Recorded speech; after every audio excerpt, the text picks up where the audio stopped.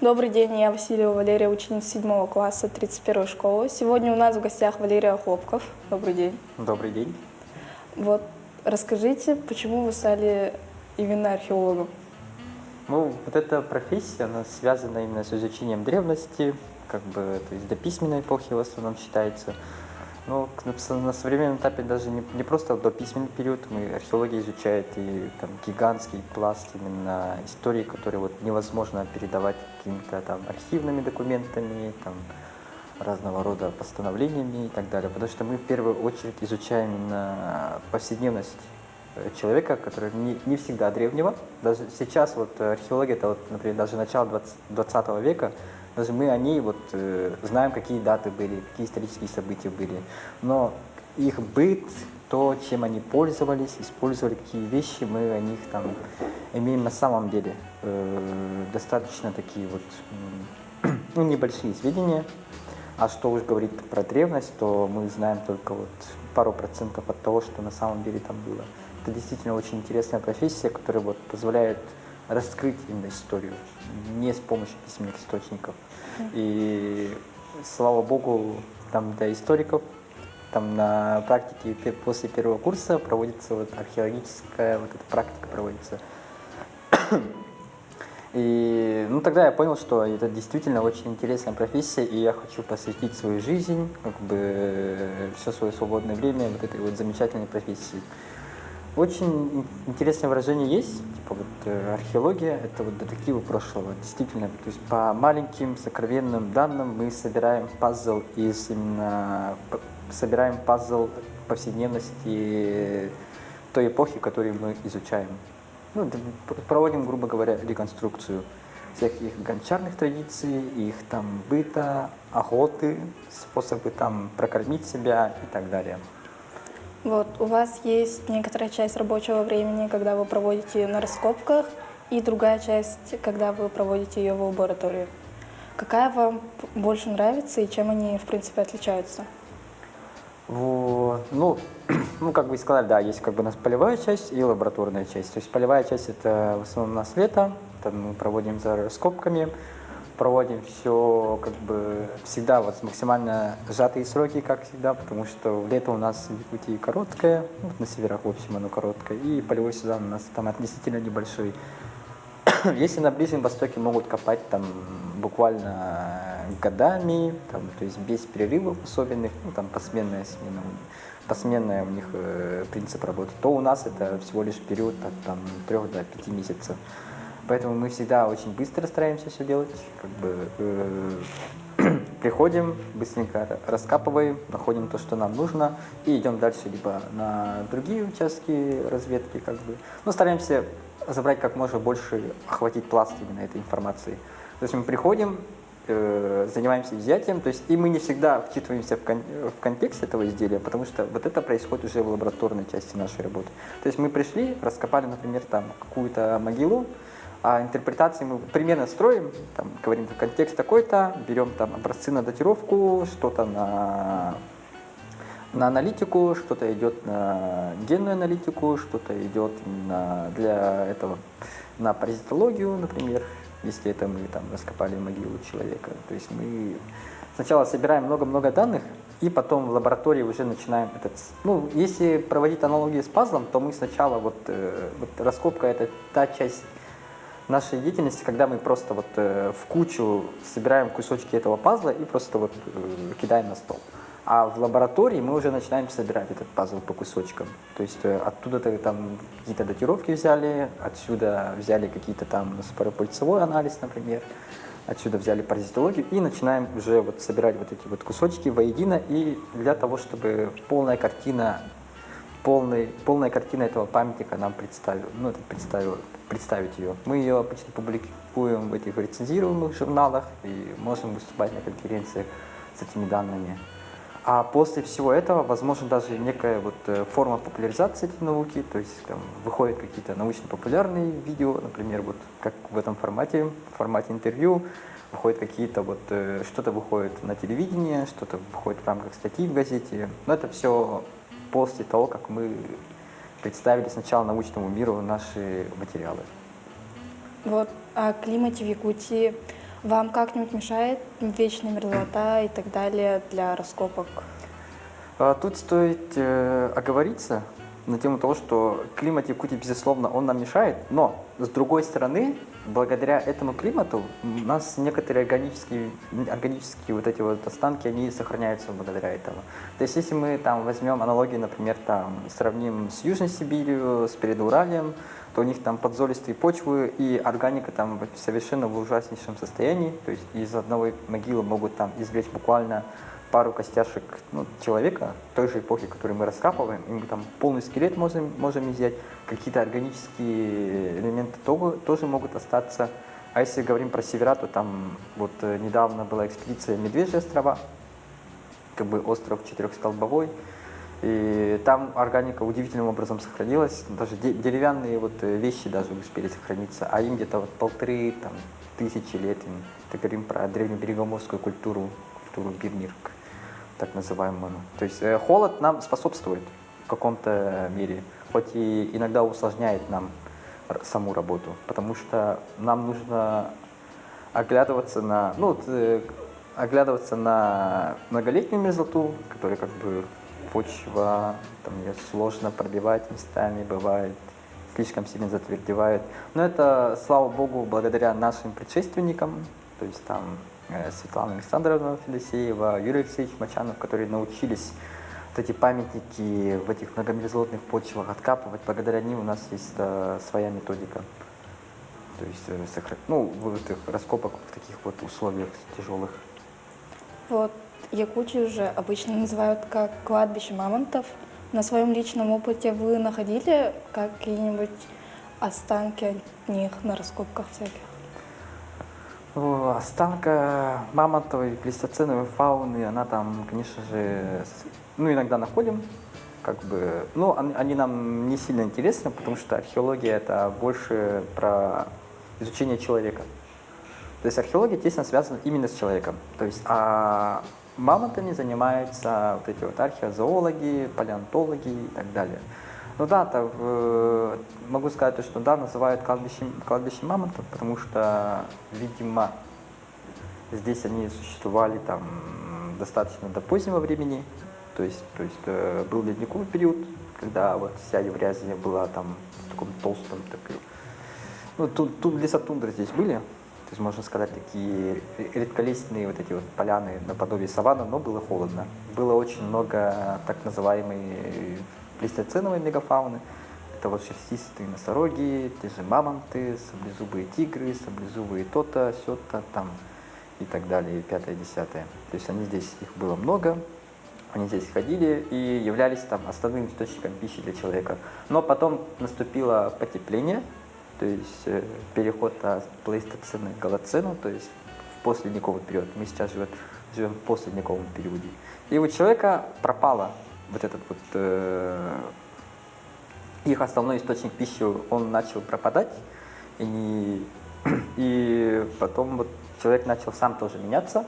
То есть там происходит переход от палеолита, древнейшего каменного века, до мезолита, среднекаменного века, и потом переходит в новокаменный век, который мы называем неолитом. То есть тогда уже хозяйственная деятельность человека меняется, он перестает ориентироваться только на охоту на крупных травоядных, он начинает охотиться буквально на все. То есть на что-то мелкое, на что-то более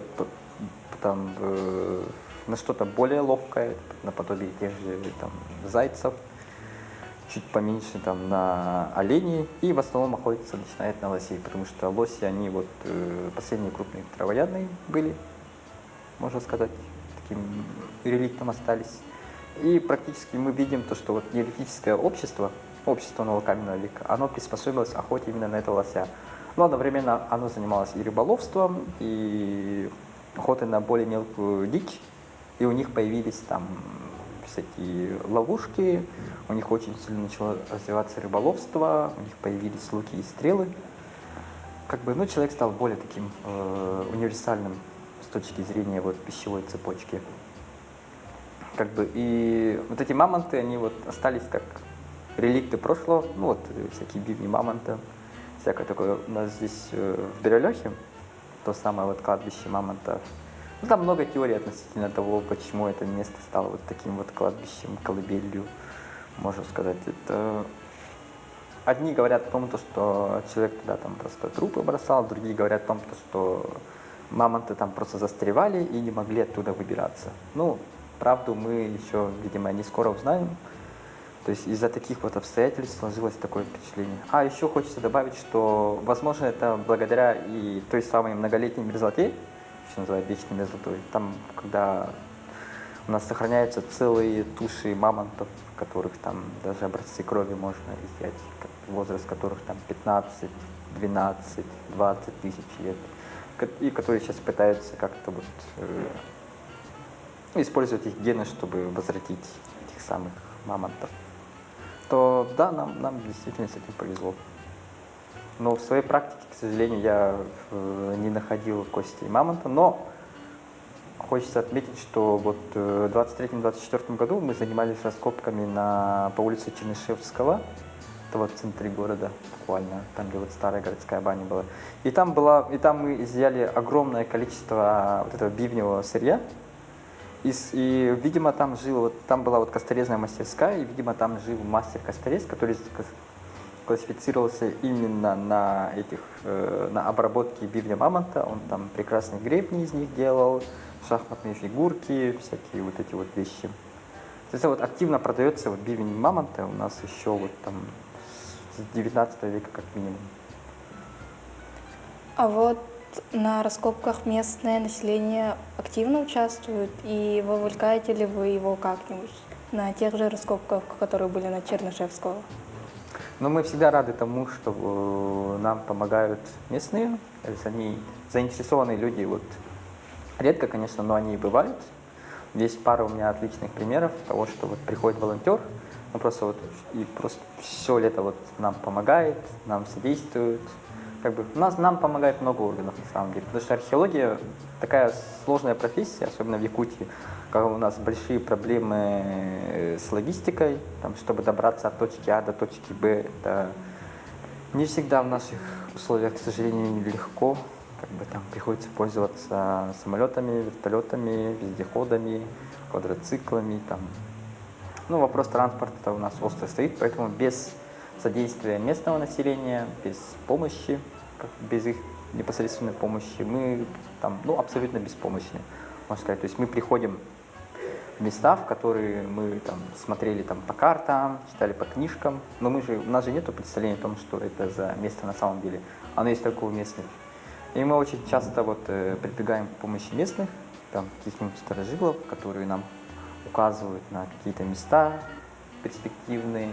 Вот недавно, вот в этом году мы начали работать над этим вскрытием могильника, который мы назвали Оймура. Его нам предоставил вот местный, можно сказать.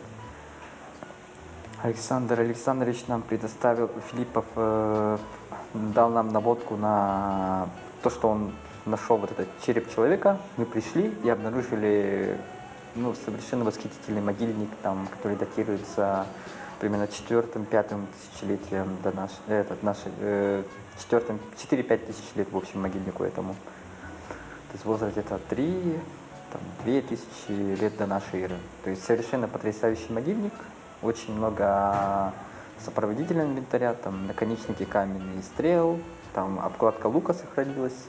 И совершенно нам пока неизвестный обряд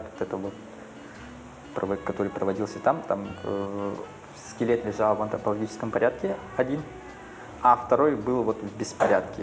То есть его вот расчленили и кости вот так вот прям в кучу бросили рядом с этим покойником. Вот дальше будем заниматься именно контекстом, различными датировками, различного рода анализами. Возможно, мы сможем реконструировать его внешность, там, понять, чем он питался, являются ли они родственниками и так далее. Вот этим летом вы участвовали в проекте «Полевая археологическая школа», который проходил в Нервинском УВУСе. Вы какие выводы для себя лично сделали оттуда? Были ли там активные участники? И, в общем, понравилось ли вам проводить время там, на раскопках там? Ну, полевая археологическая школа это была моей инициативой. Я предложил эту, ну, вот эту идею Минскому музею дружбы народов имени Уткина. Как бы вот Анна Андреевна Туманова очень там сказала, что это хорошая идея, и давайте мы это все реализуем. Потому что я познакомился с ней на конференции вот Нюрбинского улуса, там 200-летие, там Код Нюрбинского улуса, по-моему, называлась конференция, в декабре прошлого года прошла, ну, в честь 200-летия Нюрбы, Нюрбинского улуса, или Мархинского, как они еще называют, как раньше название было. И она сказала, что да, это вот хорошая идея, давайте реализуем. Я пригласил вот Тагрова Василия. Это сотрудник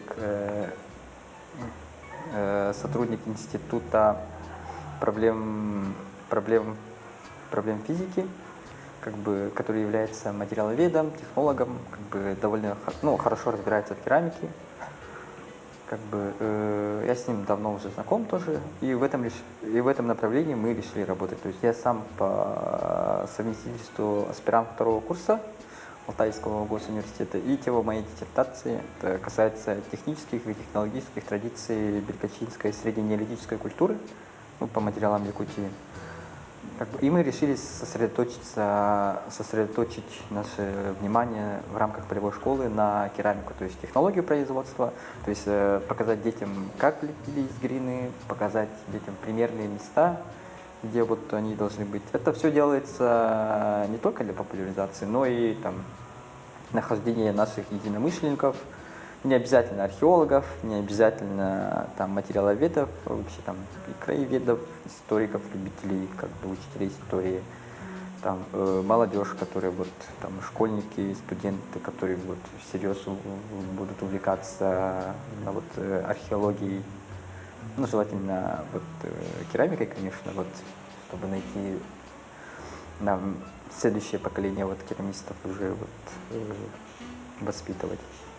Что у нас основной фокус, наша основная задача, мне кажется, выполнена. То есть мы рассказали населению о том, что вот мы археологи, мы существуем, как бы мы вот занимаемся просветительской деятельностью, у нас там было много публичных лекций, и мы вот занимаемся вот тоже, можно сказать, правоориентационной работой, показываем нашу профессию вот на примерах.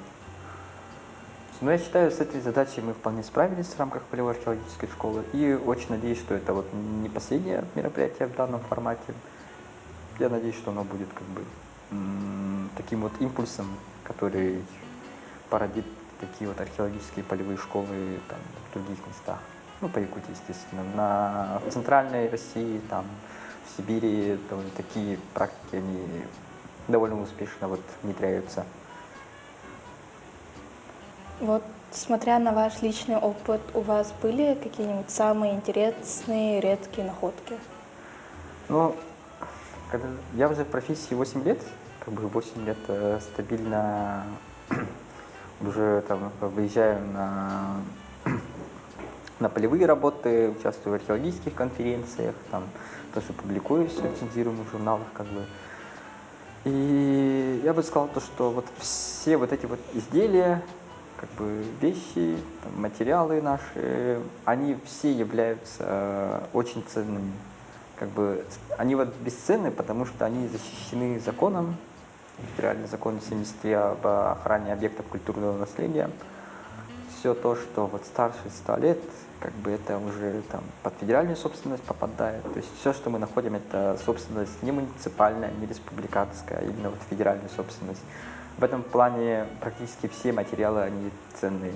Но для меня, как для керамиста, вот самый ценный материал, это, конечно же, керамика, которая найдена в контексте, там, которая вот именно, мне важна именно серийность этого образца. То есть если находим один фрагмент керамики нетипичный для нашего региона, как бы, это больше вопросов вызывает, на самом деле, больше головной боли вызывает. Так да, это, конечно, интересно, там, определить какие-то там культурные связи, определить влияние таких-то культур, исходя из технологий, исходя из художественной орнаментации. Но мне больше важна именно серийность для построения, ну, для реконструкции каких-то вот технологических традиций вот, данной культуры. То есть, если я нахожу один необычный фрагмент, можно сказать, я такой, ну, интересный. А если я нахожу много одинаковых, то для меня это больше вот радости вызывает. Так, ну, я действительно там много чего находил. Как бы я занимался раскопками неолитических стоянков, неолитических могильников, средневековых могильников, поселений средневековых, якутских. В городе очень много работал, в городской среде. Да, там, ну, это, наверное, идолы, это моя гордость, такие вот башки. Это вырезанные из деревяшек такие вот личины, неантропоморфные, с этими с шапочками интересно. Это вот так называемые домашние идолы. Они впервые в Якутске мне посчастливилось найти их. Как бы и он сейчас экспонируется в нашей выставке там, к 400-летию города Якутска в ДП-1. Как бы по материалам города мы там сделали выставку. Ну, монеты находил, составные ножи, вот эти каменные, которые обрабатывают ту сторону, тоже интересные находки. Ну, так как-то уже более, ну, более расслабленно относишься уже со временем к этим находкам. Когда нету того прям восторга, как бы, который вызывает.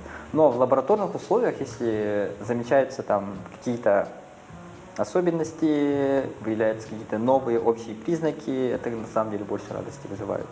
Потому что у тебя появляются вот свои статистические данные, как бы, которые не терпится поделиться с коллегами на съездах, на конференциях. Как бы. Вот у вас есть какая-нибудь своя, ну, можно сказать, археологическая мечта, о которой вы думаете, то, что вот сейчас я приеду на раскопки и, может быть, найду вот это вот, о чем я хотел еще давно? Ну, я думаю, у многих археологов есть там раскопать свою Трою, раскопать там свой Ерихон, как бы. Ну, в моем случае это у нас есть проблема. Вот в неолите Якутии, в новокаменном веке Якутии, то, что мы не можем пока что понять, в каких жилищах жили вот эти вот люди, которые жили там 5-7 тысяч лет назад на территории Якутии. Мы пока это не можем понять. Рядышком везде есть. На Камчатке находят там полуземлянки, остатки чумов находят, таких легких переносных сооружений. Как бы в Преамурье, там, в Байкальской Сибири, там, в Минусинской котловине все это есть, а мы пока не можем найти. Нам говорят, что мы их не видим, но это, наверное, связано с тем, что, ну, связано больше именно с количеством раскопок, которые проводятся на данном этапе. То есть сейчас проводится, конечно, много раскопок, но раскопки неолитических поселений, они вот не проводятся, потому что мы не знаем, в каких условиях они жили пока что. Для нас это является такой вот, ну, большой тайной. Как мы знаем, где вот у нас есть тысячи стоянок в рамках даже одной культуры, как сотни, тысячи стоянок есть. Стоянки называем те места, где вот человек приходил, как бы у меня там кострище было, около кострища находим много костей животных, которые он ел, видны следы того, что вот эти кости там обгладывались, обрабатывались. Мы находим много костяных, каменных орудий труда, заготовки, различного рода отходы первичные, отходы вторичные. Мы находим погребения, мы находим могильники, но не можем понять пока что, где они жили, какие виды сооружений они использовали. Есть небольшие свидетельства о том, что, ну, так же, как и там в Преамурье, они жили в таких вот чумах. Там на некоторых стоянках такие находят, но это пока, ну, слишком мало данных мы имеем, потому что там остаются только следы от них совершенно небольшие. Но одно мы можем сказать точно, это было очень высокомобильные люди, которые постоянно перемещались там с одного места на другое. Там в поисках сырья для своих каменных орудий, в поисках там тех же лосей, на которых они в основном охотились, рыбных каких-то мест, там, которые можно, ну, достаточно быстро восполнить свои пищевые ресурсы. Как бы, ну, в основном, ну, пока у нас такая вот единственная версия. Поэтому они жилье переносили на себе, можно сказать.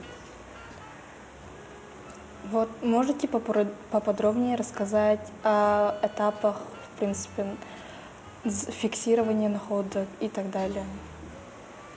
Ну, фиксирование находок, ну, про это на самом деле, может, если очень-очень кратко говорить, то в первую очередь мы фиксируем находки, если это многослойная стоянка, то есть та стоянка, где вот сначала пришли люди, ну, какая-то группа людей.